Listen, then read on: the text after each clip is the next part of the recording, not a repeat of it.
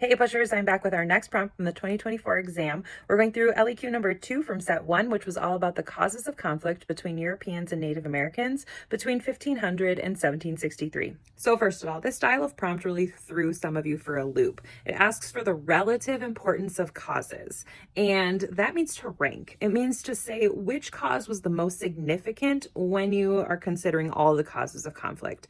If you did not address ranking, it's not the end of the world. You're probably still going to be okay, as long as you did address multiple causes for conflict. So when I think about this prompt, I think that the primary factor that you would have a lot of evidence for would be competition for land and resources. So pretty much any Native American conflict in this period between Europeans can likely be attributed to land. And so just a few examples would be the Powhatan Wars, the Beaver Wars, Metacom or King Philip's War, the Yamasee Wars. Any of those would work really well. And you'd want to just make sure that when you were listing the evidence that you're also explaining the causes that led up to those conflicts. Another major cause of conflict would have been cultural and religious differences. So you could have listed, things that the mission work that took place on the California missions or the Jesuits. You also could have addressed the Puritans.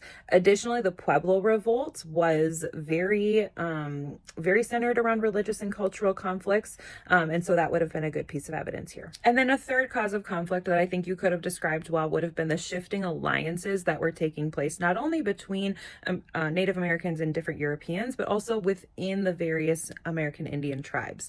So referencing, different economic activities like the fur trade that led to these alliances. Additionally, like the French and Indian War, the Pequot War, additionally, the Iroquois Confederacy, the Chickasaw Wars, all of those would have been good examples if you were able to connect it to the idea of the alliances that were involved in those conflicts. As a reminder, you really only need 2 pieces of evidence in order to get some evidence points. So having 2 pieces of evidence and explaining them to support your thesis statement gets you way on track to being able to pass this part of the exam. So finally, with your thesis statements, if you addressed causes, you're probably going to get the thesis statement point. But a better thesis statement is going to be one that actually tells which cause is the most important. So here's a couple examples. While land acquisition and resource exploitation were the central causes of conflict between Europeans and Native Americans, additional factors including religious and cultural confrontations and shifting alliances also fueled significant tensions. So you can see that first part of it had that most significant cause. Here's another one. Although religious differences and shifting alliances impacted the relationship between Europeans and Native Americans, land encroachments were the primary driver of conflict between the groups. So there you can see how that was ranked there. But again, this probably wasn't absolutely necessary in order to get the thesis point. There you have LEQ 2 from set 1. What evidence did you use for this prompt if you chose it?